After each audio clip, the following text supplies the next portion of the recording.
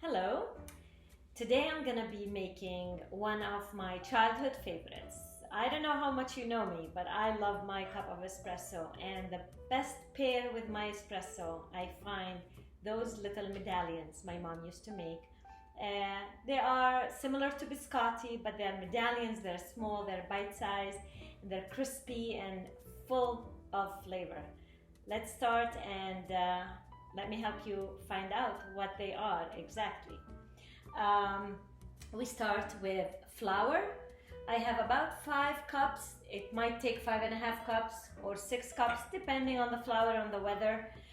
1 cup of oil. I use either olive oil or grapeseed oil, which is very high in antioxidants.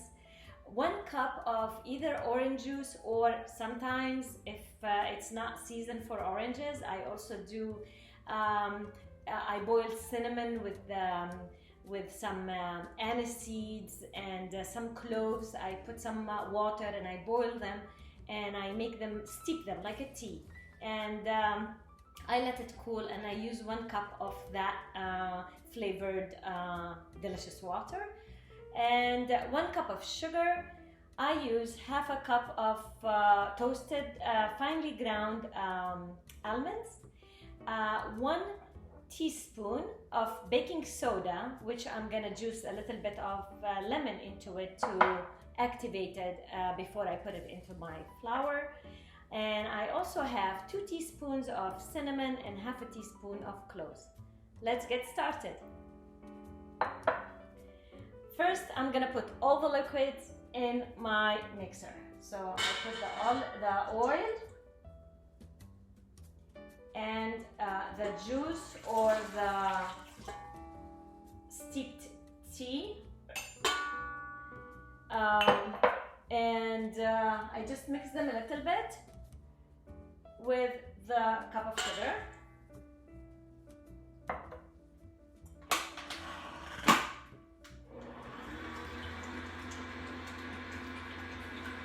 Just to mix them up, not much.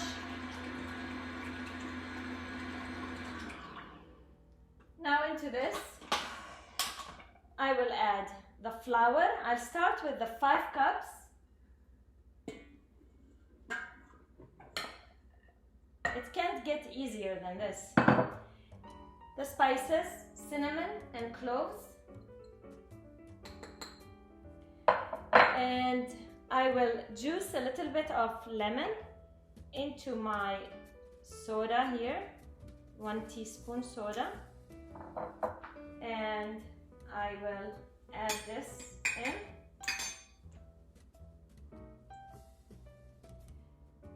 And I'll start mixing. I will add the almonds right when everything starts to gather together, because it's toasted and I don't want them to absorb too much of the liquid that I have in it. So they're starting to get together here. I'm gonna add the almonds. Let me show you first. See how quick that was? It just brought them all into kind of one mass. I will add the almonds into this.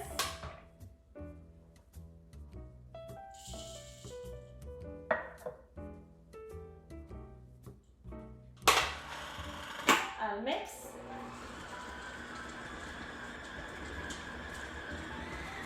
And I want the dough to release from the walls of the mixer. So I see that there is a little bit stuck at the bottom. So I add just a tiny bit of flour, about a tablespoon. I mix again. And that tablespoon of flour picks up the bottom, sticky bottom of the dough. And I have the perfect dough now. I'm all done. This is all it takes. This is the dough. Now I'm gonna roll it and shape it and show you how easy and how delicious you can have those wonderful medallions. I dumped the dough onto my board. Here you go, look at it. Now this, I will be just taking apart just a little part of it and putting the rest in the bowl on the side, and I just roll it. It's a great activity with children also, or grandchildren. It's beautiful.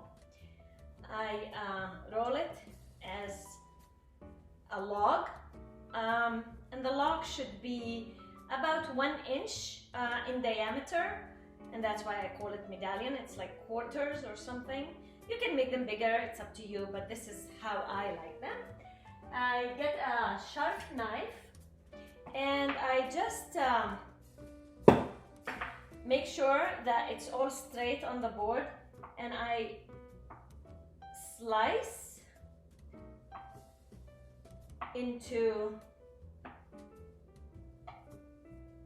very thin slices like you see here, and they flatten, and it's okay, they become longer, and when I'm done with this, I will pick it up as a whole log and I put it in a baking sheet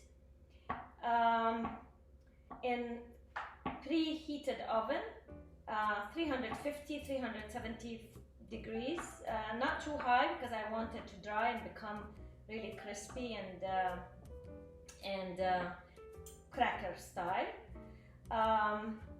until they're brown, and they bake like that. And then I'm gonna separate the slices, flip them, and rebake them like biscotti. I'll show you when we get there. You do that with the rest of the dough, the rest of the logs you do, and then we'll move forward to the baking section and flip it. Here's the log I have just sliced. I take a long spatula, and the dough is really flexible. It doesn't need a lot of effort, and if it separates and you get two parts, it's okay. It's all in that rustic look and rustic feel. No, it's all fixable. So this is the first log. I'll do the rest and then we'll bake. Okay, here is the logs. They are all sliced and done. I got 4 here and 1 in another pan, so 5 logs out of this amount of dough. I'll put it in the oven and I'll show you what happens after they're baked.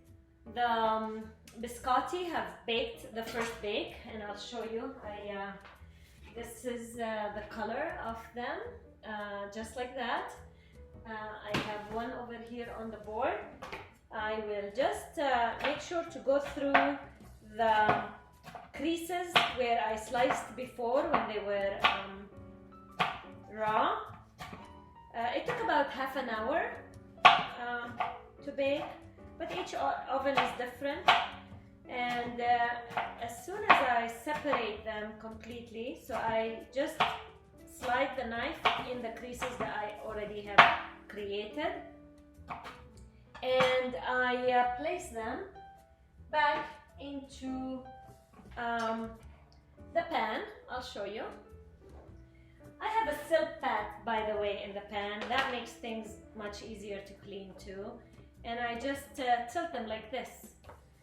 You might need 2 pans now. I will, of course, add another pan because they take much more space in the rebake. I'll do that and then rebake them, and that's it. They will be done when they get golden and toasty. And they're delicious when they cool down with your morning espresso or cup of tea, or even dunking into cold milk.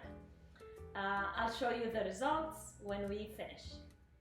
We arrived at the last part of the video. We have our biscottis ready, the medallions. They are long now and they are crispy. They're delicious, full of flavor, and they're great dunkers. Full of flavor, really good. Try them, you're gonna be happy.